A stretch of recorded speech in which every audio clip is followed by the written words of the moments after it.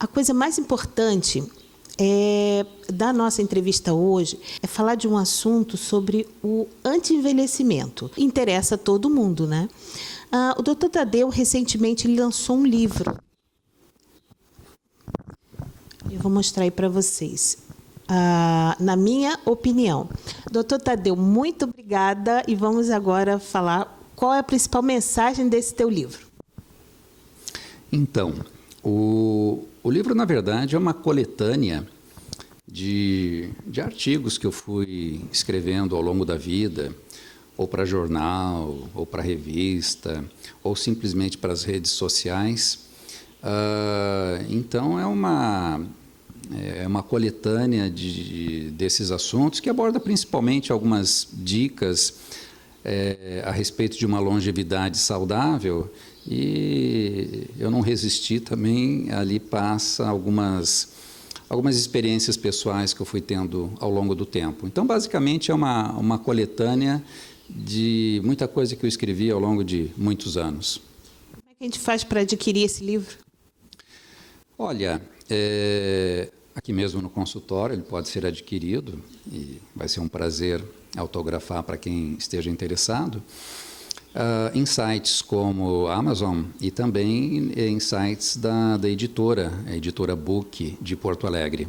Nessa questão da pandemia, eu tenho notado que o Dr. Tadeu, ele fala, principalmente em suas redes sociais, a importância da prevenção, isso para tudo. Como é que seria isso no caso aí dessa pandemia toda? De que forma que a gente poderia prevenir? Então, eu sou da opinião de que o nosso corpo foi divinamente desenhado, não para fugir de agressões de bactéria e vírus, foi desenhado para ter contato, enfrentar e vencer esse tipo de infecção. Ao longo do tempo, em função das mudanças de hábito de vida que a gente foi tendo, algumas alterações foram decorrentes dessas mudanças e isso implicou numa imunidade muito menor de nossa parte. De modo que hoje a gente tem um corpo muito mais suscetível a infecções bacterianas e virais. Uma dessas alterações decorrentes da mudança de hábito de vida é a deficiência de vitamina D, apenas para citar uma delas. Então, a gente deixou de se expor ao sol, porque a gente não trabalha mais exposto ao sol, a gente trabalha em escritórios, consultórios, fábricas, de modo que o nosso nível de vitamina D é muito menor do que outrora. E a vitamina D, que, aliás, diga-se de passagem, apesar do nome, não é vitamina, é um hormônio da mesma linha lá que estradiol, progesterona, testosterona. A vitamina D, ela é importantíssima para a nossa imunidade, é o grande regulador da nossa imunidade inata, aquela imunidade com a qual a gente nasce e que é a primeira linha de defesa contra infecções. De modo que quem tem bons níveis de vitamina D está muito menos propenso a infecções bacterianas e especialmente virais, como gripe, resfriado, H1N1 e agora o coronavírus. Há, inclusive, pesquisadores muito respeitados, que eu admiro muito, como o Dr. Cícero Coimbra, que afirma categoricamente que essa pandemia que a gente está vivendo nada mais é do que uma deficiência mundial de vitamina D, né? Então, o que a gente poderia fazer? A gente poderia melhorar a nossa imunidade. A nossa imunidade é o resultado de vários fatores, né, basicamente relacionados aos nossos hábitos de vida, como você se alimentar adequadamente, você controlar o seu peso, fazer atividade física, não exageradamente, mas com alguma regularidade, se hidratar bem, dormir bem, gerenciar estresse, tudo isso que a gente sabe que deve ser feito, mas muitas vezes a gente não valoriza tanto. E em termos de suplementação, isso vale para a grande maioria das pessoas, uma suplementação de vitamina D também. tá? Então, obviamente, eu não estou desaconselhando as pessoas a continuar tomando os cuidados que as autoridades sanitárias estão recomendando nesse período de pandemia, como o distanciamento social, uma higienização maior das mãos, o uso frequente de máscaras, mas isso, na minha opinião, deveria até ser secundário. O primário, o primordial, seriam as pessoas estarem cuidando da imunidade, cuidando para que o seu corpo enfrente e vença a infecção viral. E isso a gente quase não vê. E eu acho que, inclusive, não só por uma falha dos médicos, não só por interesse de indústria farmacêutica, não só por um sistema de saúde que não prioriza a saúde e prioriza, sim, a cura da doença, mas também por comodismo do paciente, né? Nós temos a tendência de ser muito cômodos, né? A gente tem essa predisposição de não gastar energia à toa. Então, frequentemente, nós, pacientes, optamos por alguma coisa sintomática, não nos preocupamos tanto em manter um bom hábito de vida para que isso garanta a nossa imunidade.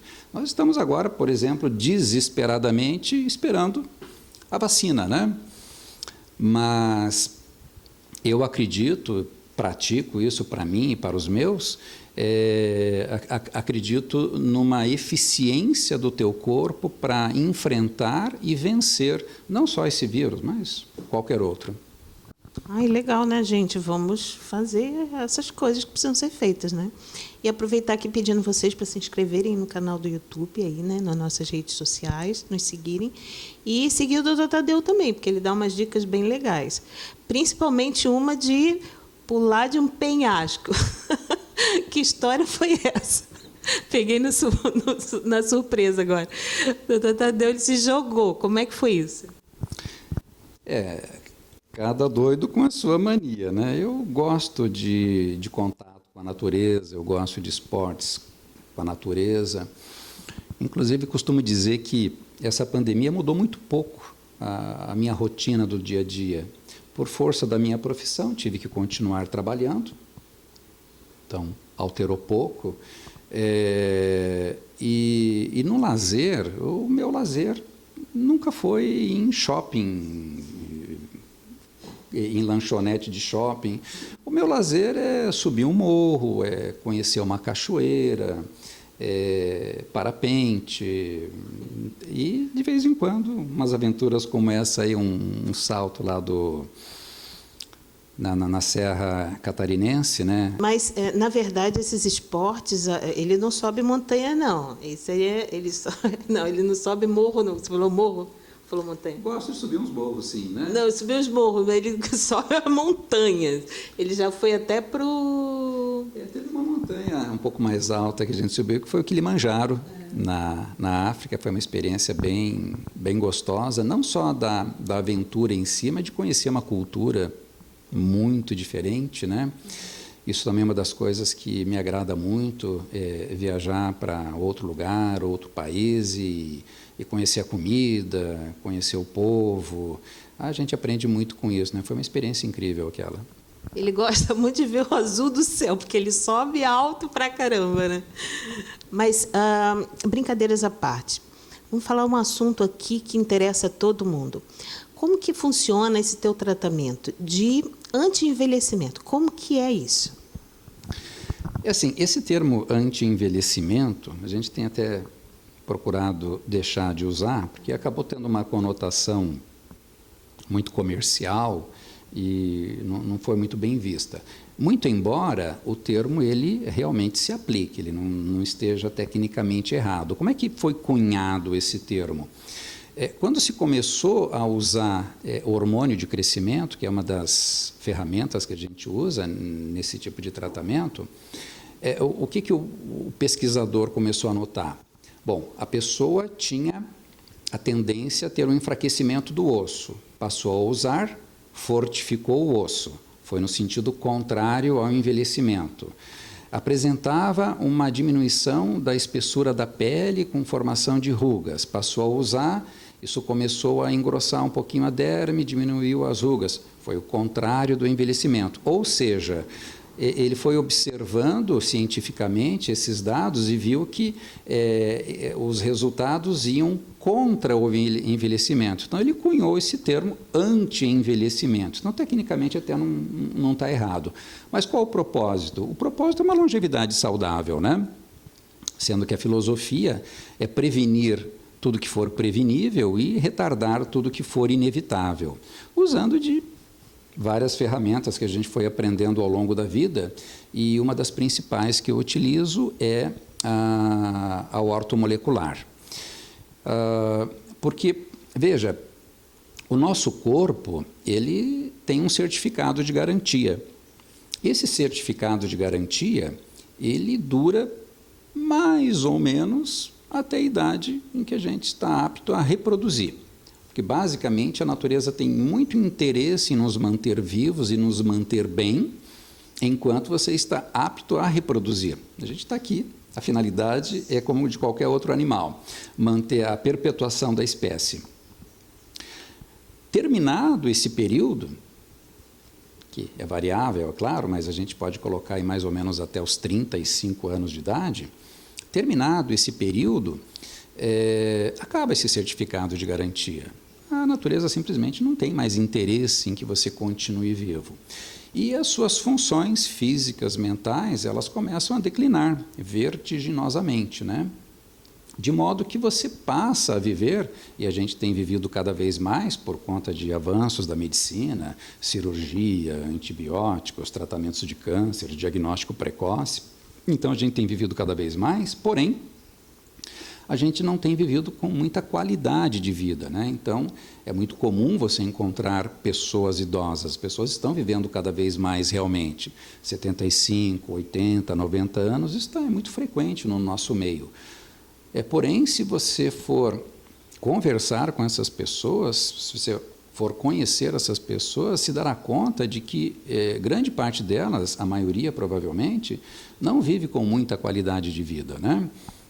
Além de usar muitos medicamentos, vive com muitas limitações físicas, mentais. Pessoas que foram, por exemplo, perdendo a musculatura, né?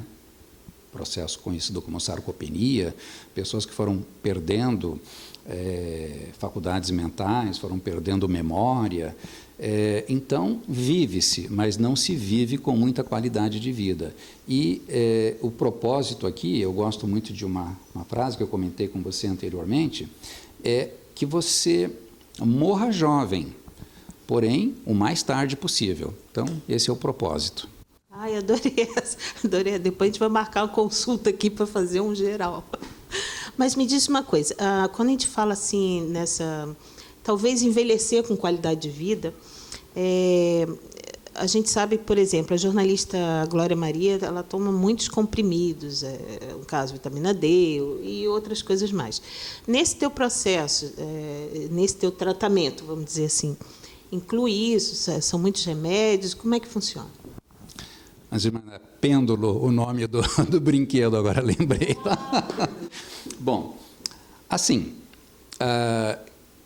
quando você começa esse envelhecimento, que eu estava me referindo, né, acabou aquele período de vigor físico, mental, sexual, você começa a declinar em vários aspectos. A sua produção hormonal, por exemplo, só para citar um exemplo, né, para a gente não se alongar muito, a sua produção hormonal vai declinando, né? O que é hormônio? Hormônio, basicamente, é um mensageiro. Então, ele é produzido numa determinada célula e leva uma mensagem para outra célula. A mensagem é: execute essa função. E aquela célula vai executar a função segundo a orientação desse mensageiro. Se eu tenho menos hormônio, eu tenho menos mensagem, eu tenho menos função. Então, à medida que você vai envelhecendo, aquelas funções que o seu corpo tinha, decorrente de uma boa produção hormonal, vão declinando, vão se exaurindo, e com isso você vai apresentando várias deficiências. Então, por exemplo, no caso do homem, começa a haver uma deficiência da produção de testosterona. O osso desse homem vai ficar mais propenso à osteopenia, à osteoporose, ele vai ficar mais propenso a perder a musculatura, a sarcopenia, então vai ser mais difícil dele manter a massa magra, porém vai ficar mais fácil dele ganhar massa gorda. A própria disposição dessa pessoa vai diminuir sensivelmente, ele vai se tornando um ser muito antissocial, né? Então a gente tem sintomas não só físicos, a gente tem sintomas emocionais também, vai se tornando um ser um pouco mais antissocial, mais rabugento. Posteriormente, mais no final do processo, ele começa a ter também a diminuição da função sexual, então o apetite sexual começa a diminuir, a produção de esperma diminui, a qualidade da ereção diminui, libido diminui, o orgasmo diminui. Então, tudo decorrente da deficiência de um hormônio. Então, constatado clínica e laboratorialmente essa deficiência, é interessante que você faça essa suplementação para evitar essa série de fatores que eu fui comentando com você, né? A gente procura tomar o cuidado de não usar qualquer hormônio, é o hormônio bioidêntico. O hormônio bioidêntico já está um pouco mais popular, mas para quem ainda não ouviu falar, é um hormônio que tem a mesma estrutura molecular do hormônio que o nosso corpo produz, também são chamados de hormônios isomoleculares, né? E a exemplo do que acontece com a testosterona, também com estradiol, progesterona, algumas vitaminas, como a vitamina D, alguns suplementos, a absorção de nutrientes vai ficando diferente com o passar do tempo. Então, você tenta harmonizar tudo isso, fazendo com que o envelhecimento dessa pessoa ele se processe de uma forma mais lenta. Naturalmente, essa pessoa vai continuar envelhecendo, mas vai envelhecer de uma forma mais lenta, de modo que você consegue, aquilo que eu tinha dito no princípio, prevenir o que é prevenível e retardar o que é inevitável. Algumas coisas são inevitáveis, mas você pode retardar para muito longe, por exemplo, um Alzheimer. Só não vai ter algum grau de senilidade nesse sentido quem morrer antes, né? Mas você pode retardar, né? Se era para você começar a ter manifestação aos 70, 75 anos, você vai retardar isso para 85, 90 anos, né? De modo que você tem a possibilidade de ou não conviver com essa doença, ou se conviver, vai conviver com um período de tempo muito menor. Olha, gente, legal, né? Então, aproveita quando está tudo bem para começar o tratamento, né? Agora, eu sempre procuro deixar isso muito claro para os meus pacientes, que isso é um complemento, né? Isso não substitui os cuidados que a pessoa tem que ter com os seus hábitos de vida. Doutor Tadeu, o senhor teria, assim, uma mensagem final? Cuidem-se, né? Cuidem do seu corpo, cuidem da sua mente, cuidem do seu coração, vivam, aproveitem a vida, tudo que ela tem de belo, né? Cuidem desse corpo, é uma experiência maravilhosa você estar vivo. Eu tenho uma crença na qual muita gente está esperando para passar por essa experiência terrena que nós estamos passando. Então, só estar vivo é um privilégio. Aproveitem esse presente e cuidem da maneira com que vocês estão vivendo, usando esse corpo que é carnal, é temporário, mas que foi dado com muito amor, muito carinho. Cuidem dele, cuidem do seu coração, cuidem-se. Tá bom, então, doutor, muito obrigada. Valeu, gente, se inscreve aí, sigam a gente nas redes sociais, tá bom? Um abraço, tchau. Tchau, tchau.